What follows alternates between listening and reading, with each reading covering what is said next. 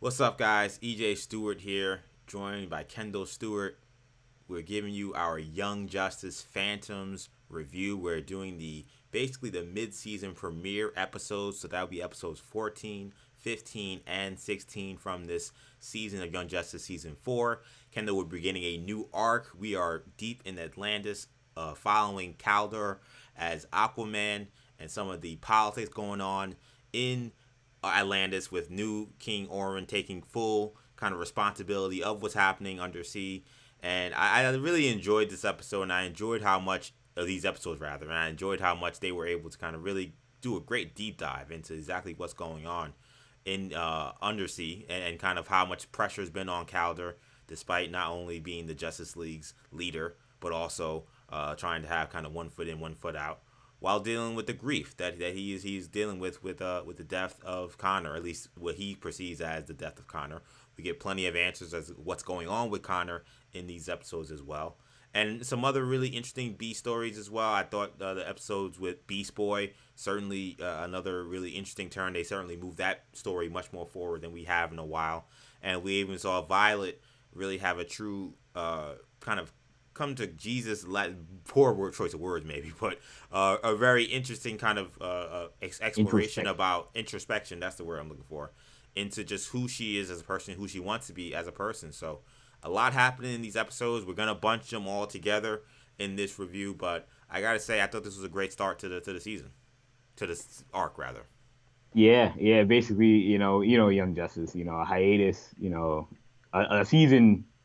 The seasons don't change unless there's 2 or 3 years in between. So, Exactly. what would normally be a season for them is just a mid-season hiatus. But yeah, nonetheless, I agree. I thought that this was also a really good start to the arc. And so far, I mean, I don't know how many episodes this arc is. We'll talk about that in a little bit, but this may be three-fourths of the arc if it's 4 episodes. And so far, I Right. think it's been really good. Um, but yeah, I mean, I agree. Obviously, what's interesting to me about this, I don't know if you agree or if you saw it the same way that I did, but from the timeline perspective of when this show was made and when I think about when something like Aquaman was made, Yeah. something like, Doom Patrol was made, the show, and how those properties now are starting to weave their way into Young Justice to a degree, and we'll talk about Beast Boy, Robot Man's inclusion, and Yeah. and we'll talk obviously about what we've gotten from Atlantis. But this feels like it's the sort of first real deep dive into Atlantean, an Atlantean story since Aquaman has come out and Aquaman 2 is now in development. I thought that part of it was interesting. Yeah, that's a good point. That's a good point, because as you said, like, Aquaman, and when it comes to, I feel like, the animated medium and live action medium up until the Aquaman movie, we've seen very little exploration really going deep into, a true Aquaman story. Now, we've had, there was a Justice League movie, Throne of Atlantis, I think it was called, that, it had dabbled a little bit, and That we, was a of good one, course, yeah. yeah, and then we've seen, of course, some other things, but it always felt like, kind of, whenever we kind of did a deep dive into Atlantis, it felt like we were kind of a visitor, not necessarily staying. Like these episodes, it felt like we were staying. We got a lot of information about just what's going on. It was very interesting doing research on these episodes, because so much of some of the dialogue and some of the relationships that we see on unfold in these episodes were built not necessarily through what we've seen in Young Justice, the TV show. There had been Atlantis Forward episodes that did explore some of this stuff, but a lot of these characters that we're introduced to, some of the beefs that we see, some of this stuff dates back to the comic books, the tie-in books that they did, after season 1 and after season 2. So I think this was, definitely, if you're a super Young Justice fan, you've read those books, you really got familiar. But for me, some of these beefs that were happening, I kind of had to go back and kind of do research as to why this one was beefing with that one. Like, I didn't know Calder's boyfriend was actually down with Orm's crew, and that was a thing that he kind of made a cameo in, an early episode, fighting Orm, with battling with Orm, but I forgot about that, and it was expanded more in the comic book. So Yeah, that was interesting that they did that. What were some of the big takeaways you had from these episodes? Staying in the Atlantis part of it. Um, the in terms of the Atlantis part, it's just funny that you mentioned, Aquaman. There's not a whole lot of Aquaman content out there. Yeah. I do think back to the '60s Aquaman cartoon. I think back to Mermaid Man and Barnacle Boy as well. It's sort of a parody, as well as Entourage with the Aquaman movie. But regardless, the stuff with Atlantis that I thought was really cool. Obviously, the politics of Atlantis was interesting. We got the sort of the. I want to say, is this the first time we've seen King Shark? I don't know. I mean, the show is I so think it is. so. Yes. Yes. And But it's definitely an interesting place to put him as the literal king of his yeah, part of the sea. yeah, it Um, gave me a M'Baku vibe, yeah, M'Baku for sure. Black Panther vibe with the way they did King Shark. But yeah, that was cool, and I don't think that will be the last we see of King Shark. It reminds you a lot of the way they introduced Ma'alef Ak in the first arc as a villain who, they sort of twisted the story a little bit to make it fit the arc. They're doing that to a degree with King Shark as well. Um, but yeah, I mean, this show does a really good job of sort of Greg Weisman and Vietti and their crew do a really good job of taking concepts in DC lore that either aren't really popular stories or popular, um, isn't popular lore, but or even stuff that just haven't hasn't been explored at all. Like we saw with Mars, or Mars, whatever you want to call it. Right. There wasn't a whole lot of, there were some stories. There was obviously a story that was alluded to a lot when it came to John Jones in terms of being the last son of Mars and all that. But Young Justice said we're gonna sort of scrap whatever the original story is and tell our own version that's a lot more detailed and comprehensive. And I feel that we're getting that a little bit with Atlantis. Whether or not this is something that they're scrapping, I don't know, because I'm not super familiar with all of Aquaman stuff. But regardless, it's not a very well told or very popular story. So they can take liberties with certain things, and they can sort of create their own version of Atlantis in the Young Justice universe. And I think that's what we saw. Um, so yeah, I think they just did a really good job of building Atlantis as sort of a character in its own right. And this story surrounding Atlantis kind of becomes a bit of a mystery, which kind of is really all of these arcs in a sense that they kind of end up. You see the light position themselves in a way that makes you wonder what exactly they are up to. And I said it in the past. I felt like one of the maybe weaknesses of previous seasons was while the light was ahead of the team to some degree, we kind of learned by the end of the season that actually the team was up on the light way more than maybe we even knew. And when you're talking about the light, you're talking about Vandal Savage, you're talking about Lex Luthor, you're talking about the biggest bads of the entire DC universe. And it seemed like Justice League and the team were just always one up in them. But this whole 3 episode little premiere we got, I felt like continued what we've seen, which is that the light continues to be a step ahead because we come to one, we see Orm, which if you guys remember, King Orm was actually killed in season 3 by Lady Shiva when he was gonna do the nuclear option and kill the family members of the Justice League that got together for a play date. He was beheaded. So when I kept seeing the promo art showing Orm, I was like, "What the hell is going on? Ocean Master is dead, far as what we know."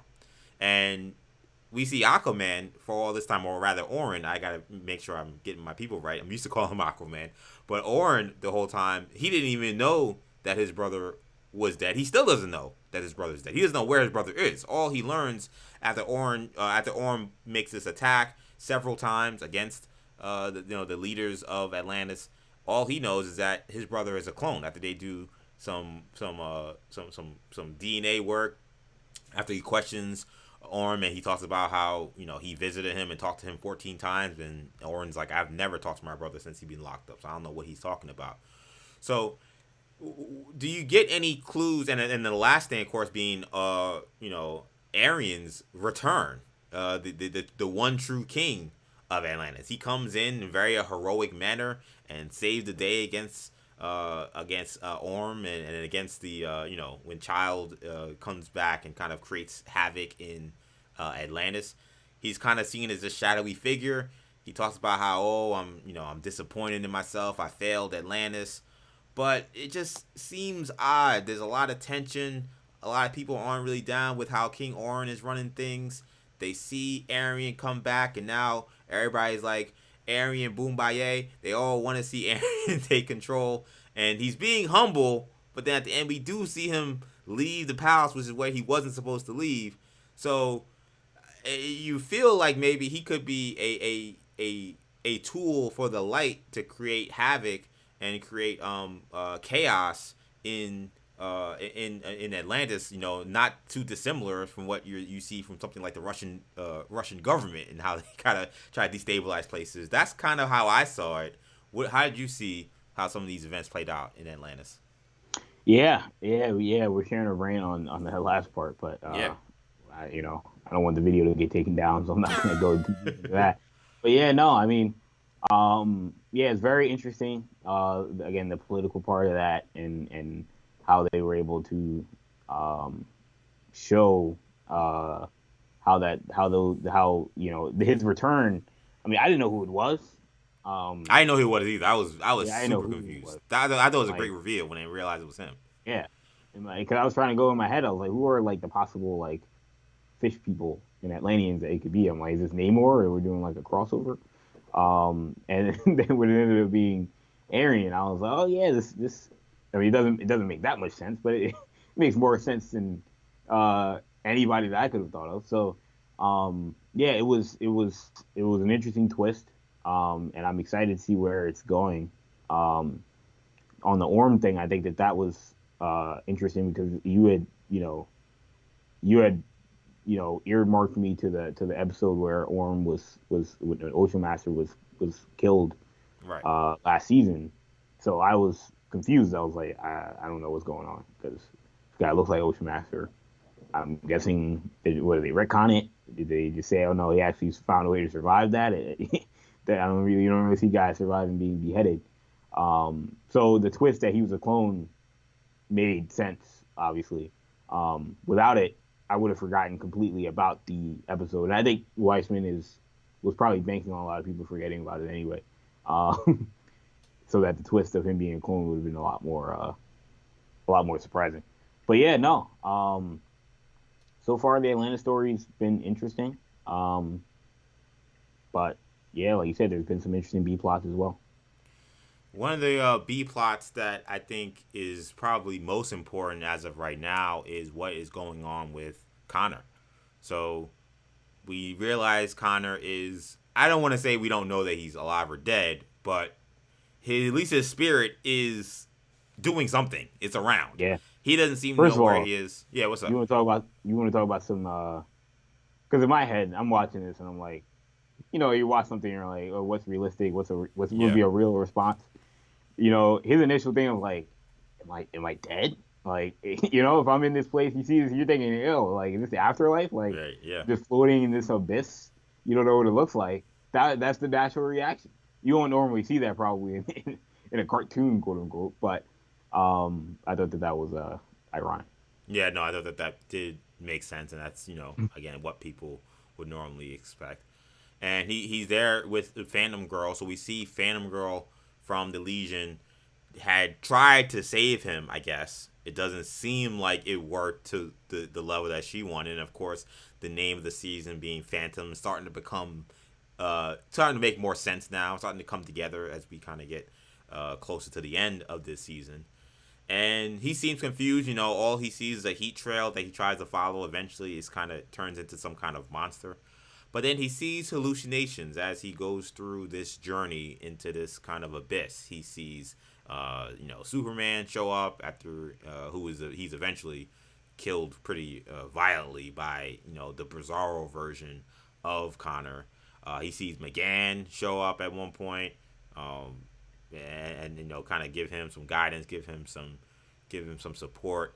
And I think the one that I think rose the most eyebrows of the people that appeared with him trying to support him through his journey was this guy, Wally West. And what's interesting about Wally, if you notice, as you guys saw, Superman and McGann, and even the Bizarro version of Conor, I'll put that up as well. You see, they're in color. Their eyes are normal, but Wally was the only one, as you see there, who looked like a phantom, just like Conor. So, Yeah. does that mean that Conor is dead, or is it Conor's own brain thinking that this is a person who is dead, so therefore he is looking at them the way he sees himself at this point in time? Because we see during this point that at one point he couldn't pick up Phantom Girl, but then he had to kind of think of, well, I have to assume this person is a person, and therefore I can pick them up. And that's when he's able to actually lift her and go through this journey. So, very interesting things going on. We don't get too many answers, but we do know that his spirit is somewhat alive. Any thoughts on what we saw from this, Kendall? Well, I mean, let's be honest, EJ. You gave two options when there's obviously also a third option. You were like, what is that third option? You know, I mean, we're talking about is he is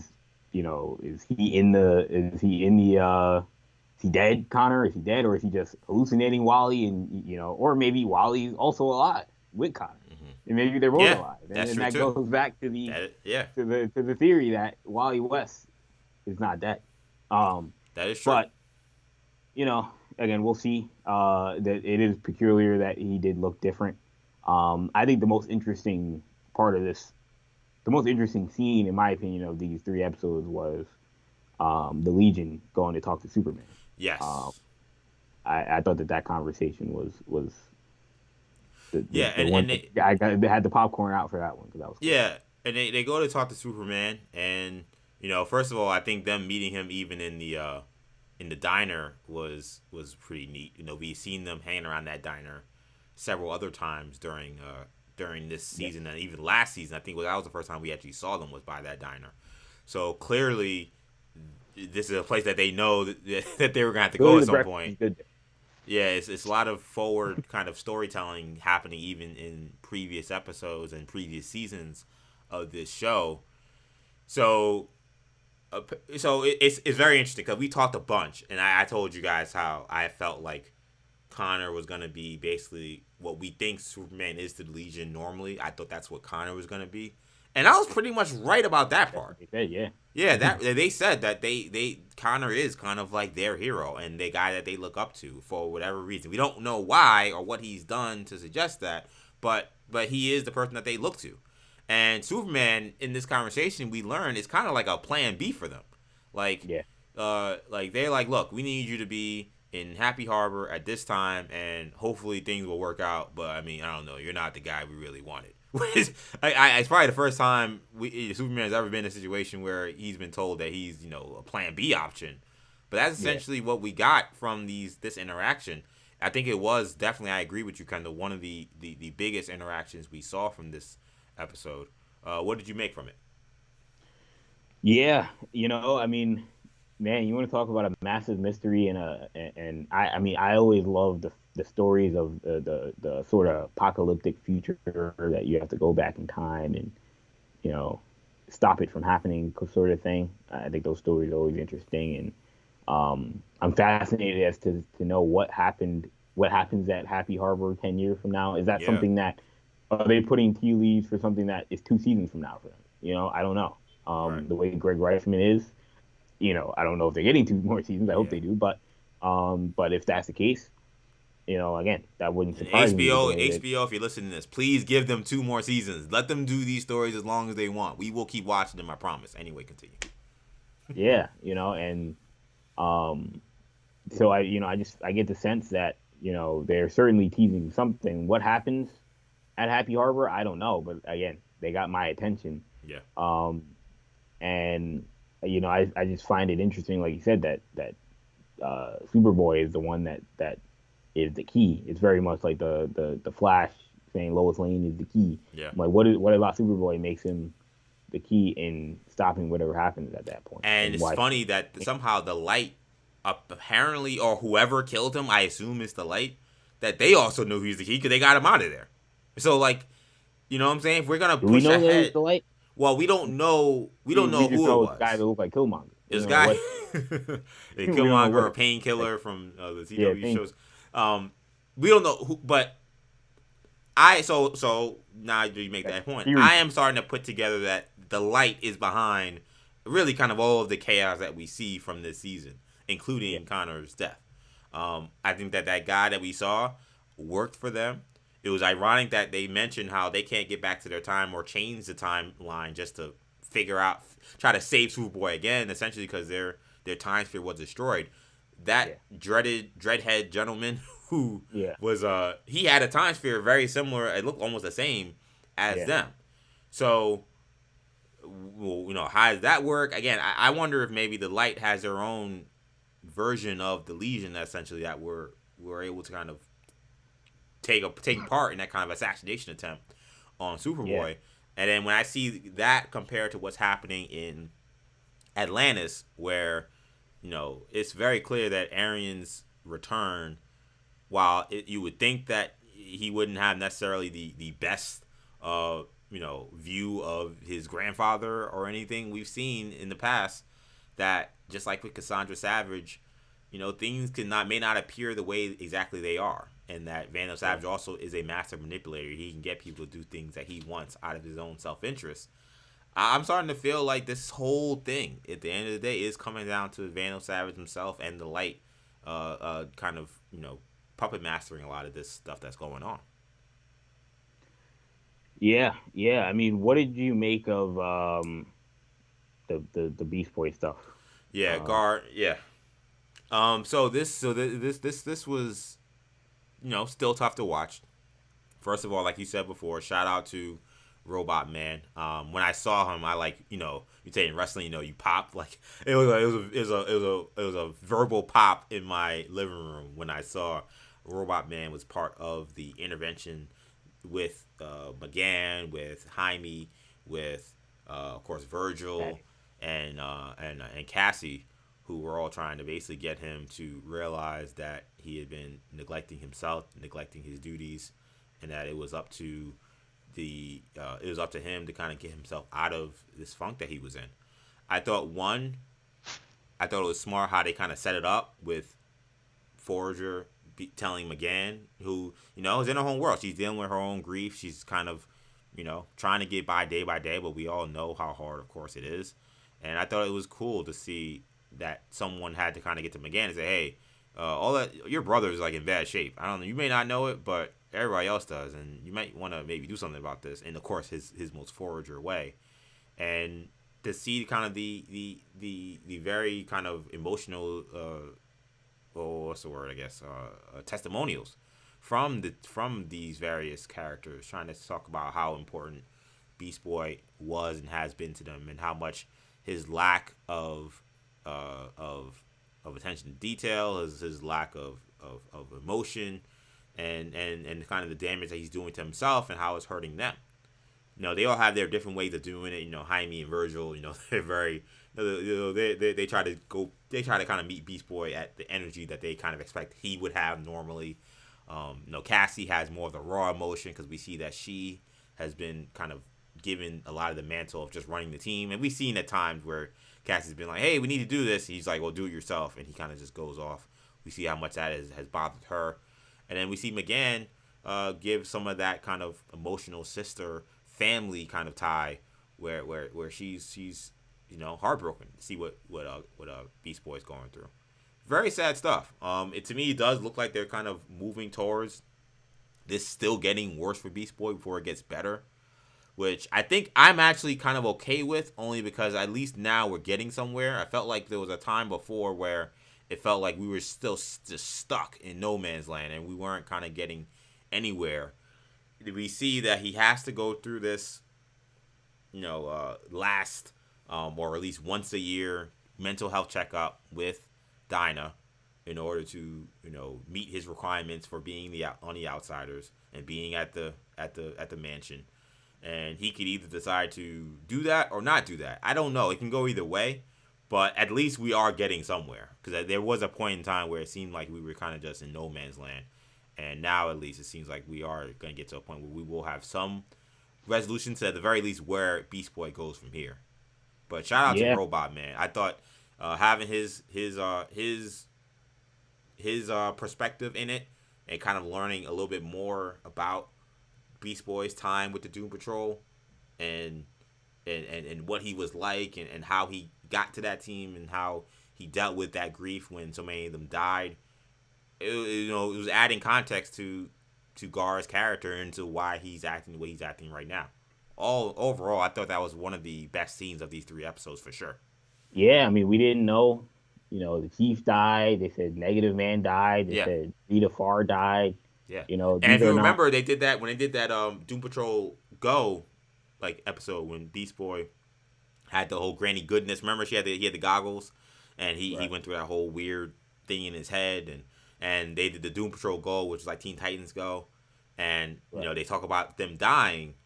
I didn't know how many of them died. I knew Rita died for sure because he had mentioned it, but I didn't know who else may survive. And we, as you said, we learned that Negative Man and the Chief also died as well.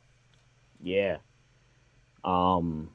Yeah, but yeah, that was interesting how they went about that. And Robot Man. Obviously that's a character that's been sort of like the face of the of the team since Doom Patrol show came out. But they did a really good job of sort of making him kind of similar to him in the show. And Corey Payton voiced him, voice of Aquaman, Calder.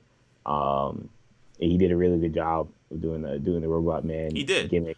There was a part of me that wished they could have got Brendan Fraser, but that might have just Oh been yeah, that yeah. might. I mean, Brendan Fraser as Robot Man is excellent. Yeah, The voice is iconic, borderline. exactly.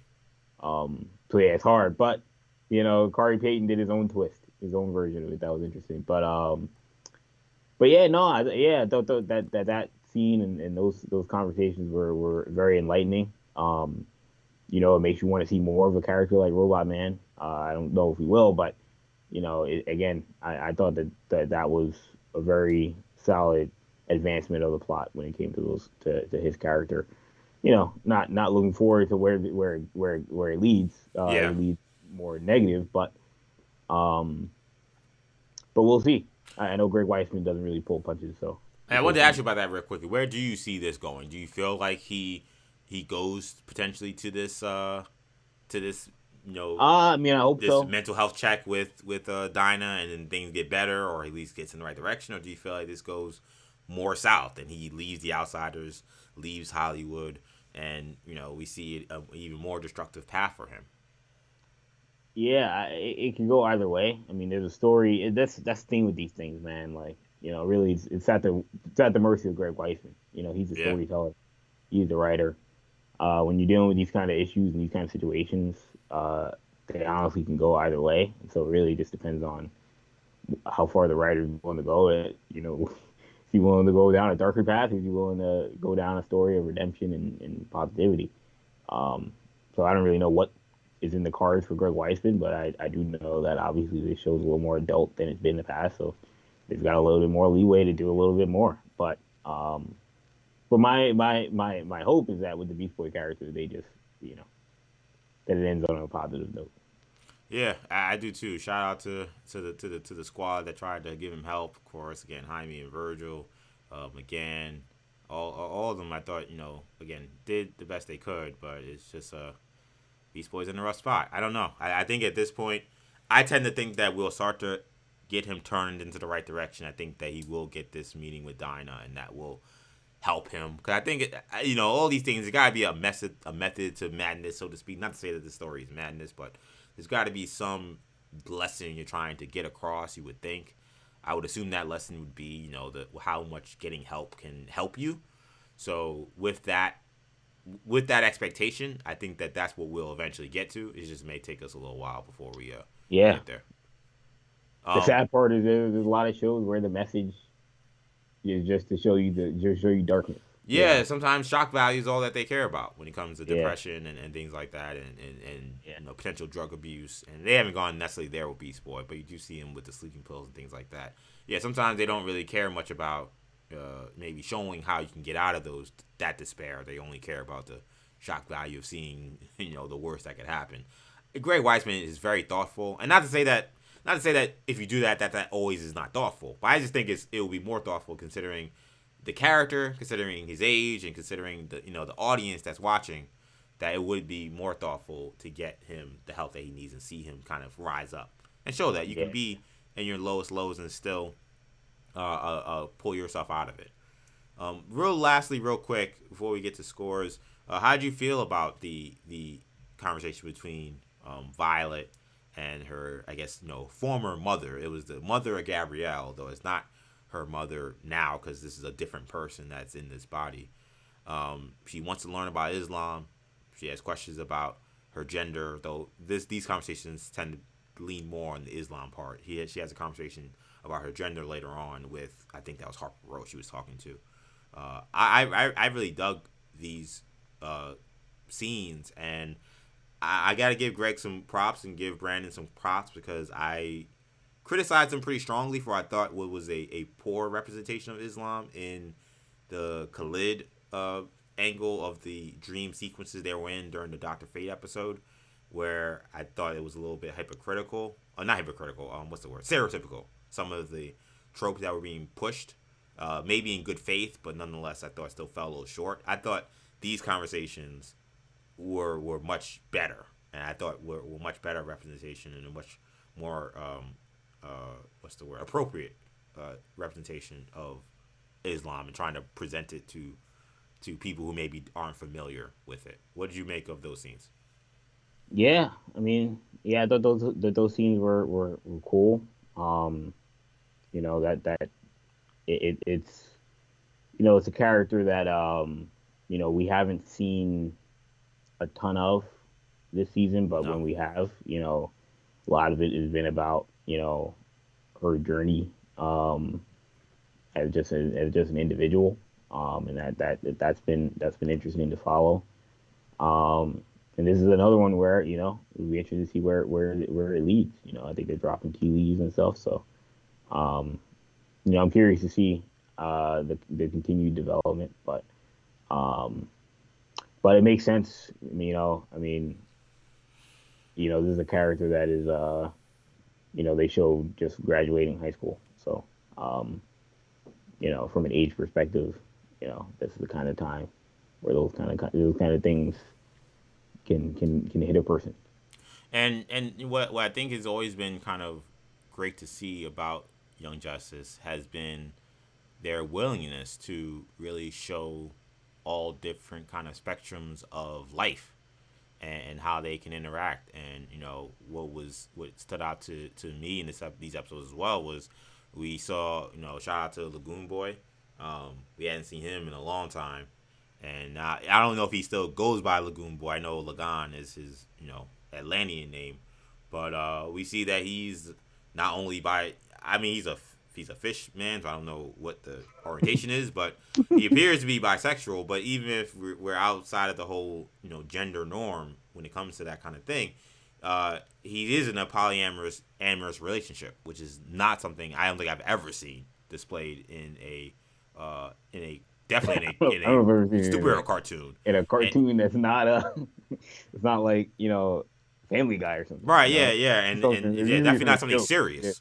Yeah, definitely not a serious type of show.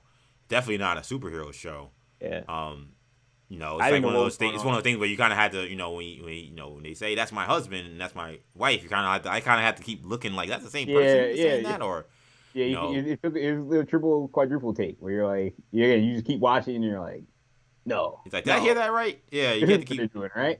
Yeah. And then by the end, they're like, no, this is what they're doing. Yeah, but also again, shout out to Wiseman for not making this a big thing. Like he wasn't gonna be like, oh, I'm gonna have to have someone explain. So what do you mean you have a wife and a husband and have Lagoon Boy have to go through his whole process? Like that's really none of our business. Just like it's none of our business for when the regular people are doing it.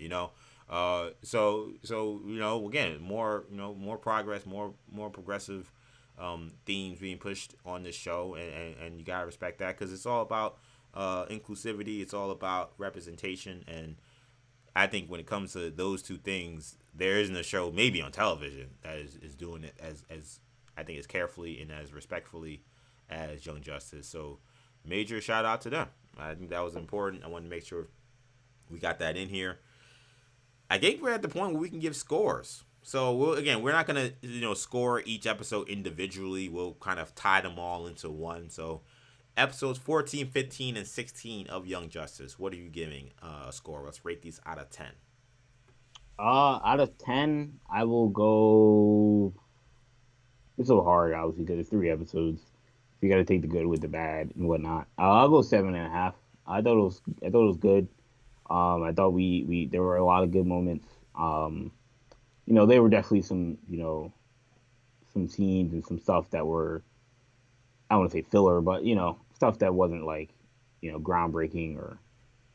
And I think we've seen a lot of that in this season, that they've taken more liberties, because there's a lot of episodes in this of the show that they can take more liberties and more time individually on stuff that isn't like directly pertaining to whatever is the dire thing at hand. So there's a little bit of that in this arc so far, but there's a lot of cool stuff, a lot of cool lore, a lot of characters that they've introduced that have been cool, a lot of cameos and whatnot. So yeah, I've dug it. Yeah, I dug it as well. I'm gonna go with 8. I'm gonna go a little higher than you. I thought that these were episodes that had me very engaged. One, just trying to learn just everything that was going on with Atlantis. Two, the Conor story and kind of trying to learn what was happening with him. It is not like it went super far, but I do think they gave us enough tea leaves to make us kind of ponder what exactly is going on with him. Is he alive? Is he dead? Is Wally alive? Is he dead? Like, it made you think about what exactly was going on. I do agree, the Legion story and they're kind of, essentially we learned they're trying to pull off a time heist. Like, it's ironic. I just watched Avengers Endgame not that recently. I at least watched part of it, and I watched the part where they were doing the time heist part of it. And for a lot of this, it does feel a little bit similar in terms of what we're seeing from the Legion. I think that we've been itching to learn more about what their plans are, what they're trying to accomplish, and I think we wanted more of that in the first arc instead of them kind of being in the background. Here, we see them more front and center, and I'm hoping that we see more of Saturn Girl and Chameleon Boy trying to figure out what's going on. If they are able to save Beast Boy, hopefully we'll learn more about what their plans were with Phantom Girl as well. But I really do feel like the light is behind a lot of this, man. I think the light is behind a lot of this, and I'm curious to see how they've been able to get ahead of the Legion, considering the Legion know the future. Like, that to me is a question that we're not sure about, but they seem to have, with the exception of the stuff with Child and Flaw, which we know was out of their control because we saw how panicked Vandal Savage was. It just seems like, if you count what happened in Mars, which I do think had something to do with them, if you see what they're doing here, they were very much ahead of the curve on Artemis, though they were able to eventually, get out of there, thanks to the help of people that they didn't expect, like, Shade. Like, they've been ahead of the game on the team and on the Justice League for much of this season. I wonder if this season ends up feeling more of like Empire Strikes Back. Thank you. You know exactly what I'm thinking. That's why you're my brother. That's why we've been doing this for so long. You wonder if this kind of becomes an Empire Strikes Back kind of season. That's the vibe I'm getting. But overall, I've really enjoyed this. I love the exploration of Atlantis. What is Arion up to, man? That is the thing that I continue to think about. We have another episode coming out in just a couple of days on Thursday, so we'll be back talking about that one. But overall, good stuff. Good stuff overall. Hope you guys enjoyed this recap. Of course, you can catch all of our recaps on this YouTube channel, New Generation Media. If you want to catch our New Generation Hero Talk podcast, you can catch that on our podcast networks. That's Apple Podcasts, Spotify, SoundCloud, Stitcher, and TuneIn. That's where you can catch our New Generation Hero Talk episodes, where we talk about the big stories happening in the world of television and film for superhero movies and television, of course. And of course, make sure you subscribe to us individually on social media. You can find me on Twitter, EJ_Stewart. Kendall is on Twitter, NewGenKen. That'll do it for now. Thank you guys for rocking with us. For Kendall, I'm EJ. Take it easy, guys. Peace.